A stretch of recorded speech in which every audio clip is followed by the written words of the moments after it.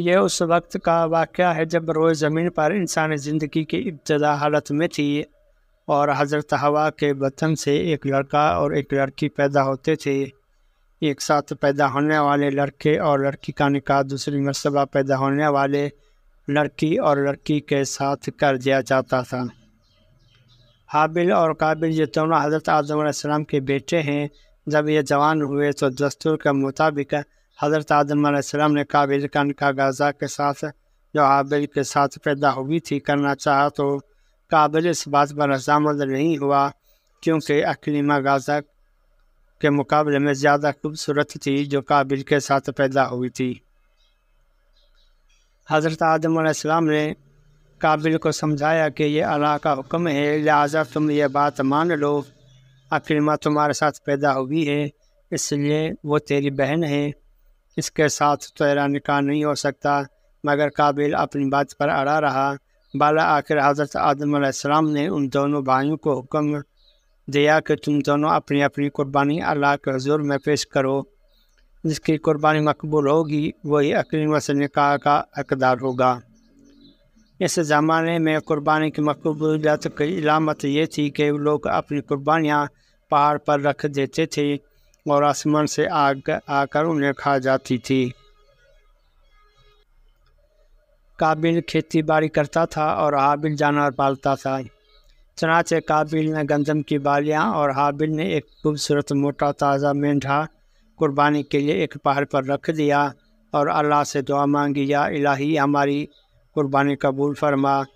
آسمان سے آگ آئی اور اس نے حابل کی قربانی کو کھا لیا اور قابل کی قربانی قبول نہیں ہوئی، جس سے قابل کے دل میں حابل کے لیے غصہ، حسد اور بغض پیدا ہو گیا اور وہ حابل سے کہنے لگا کہ میں تجھے مار ڈالوں گا کیونکہ تیری قربانی قبول ہو گئی ہے۔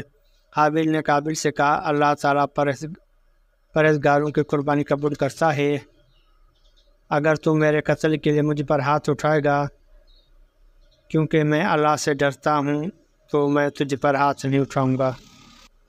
قربانی دے کر دونوں بھائی حضرت آدم علیہ السلام کے پاس آئے۔ آدم علیہ السلام نے فرمایا، اے قابل، تیری بہن اکلیمہ اب حابل پر حلال ہوئی اور تجھ پر حرام۔ قابل اب مایوس ہو چکا تھا کہ اکلیمہ اس کے نکاح میں نہیں آ سکتی، اس لیے وہ حابل کو مارنے کی تدبیر میں رہنے لگا۔ اس دوران آدم علیہ السلام جب مکہ چلے گئے تو ایک دن قابل نے دیکھا کہ حابل سو رہا ہے تو سوچنے لگا کہ اسے کس طرح سے ماروں، کیونکہ اس زمانے تک کسی نے کسی کو نہیں مارا تھا۔ جب شیطان نے دیکھا کہ اسے قتل کرنے کا طریقہ نہیں آتا تو اس لڑ نے ایک جانور کو پکڑا اور اس کا سر ایک پتھر پر رکھ کر دوسرا پتھر زور سے اس کے سر پر دے مارا، جس سے وہ جانور اس وقت مر گیا۔ یہ ترکیب دیکھ کر قابل نے اپنے بھائی حابل کے ساتھ یہی کیا اور زمین پر سے ایک پتھر اٹھا کر حابل کے سر پر دے مارا اور اپنے بے گناہ بھائی حابل کو قتل کر دیا۔ حابل کے قتل کے بعد قابل یہ سوچ کر بے حد پریشان ہوا کہ اب اس لاش کا کیا کرے۔ یہ روئے زمین پر کسی انسان کا یہ پہلا قتل تھا کیونکہ اس سے پہلے کوئی آدمی مرا ہی نہیں تھا، اس لیے قابل حیران و پریشان تھا کہ بھائی کی لاش کو کیا کروں۔ چنانچہ وہ کئی روز تک بھائی کی لاش کو اپنی پیٹھ پر لا کر پھرتا رہا۔ اللہ تعالیٰ کو اپنے اس نیک بندے کی لاش کی بے حرمتی منظور نہ تھی، چنانچہ اس جگہ پر دو کوے آئے اور وہاں آ کر آپس میں لڑے اور ایک نے دوسرے کو مار ڈالا۔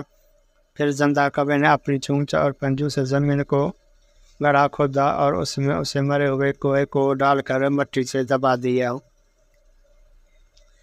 کوے کو دیکھ کر قابل اپنے اوپر ملامت کرنے لگا کہ میں اس کوے سے بھی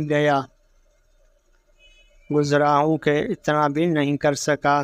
اس طرح قابل کو معلوم ہوا کہ حابل کی لاش کو زمین میں گڑھا کھود کر دفن کر دینا چاہیے، چنانچہ اس نے ایک گڑھا کھود کر اس میں اپنے بھائی حابل کی لاش کو دفن کر دیا۔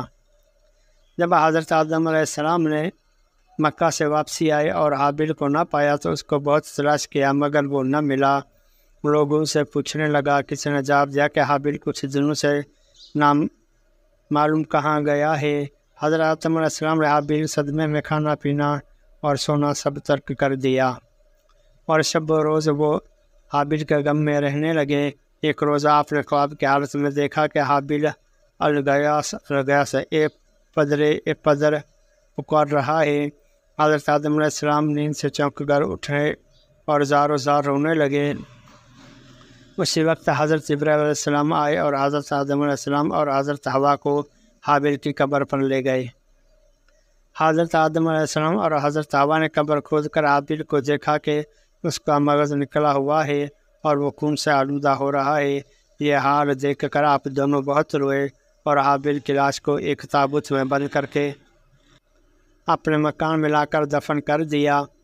اس وقت آپ کی 120 بیٹے تھے، جن میں سے سوائے حابیل کے کوئی نہیں مرا تھا۔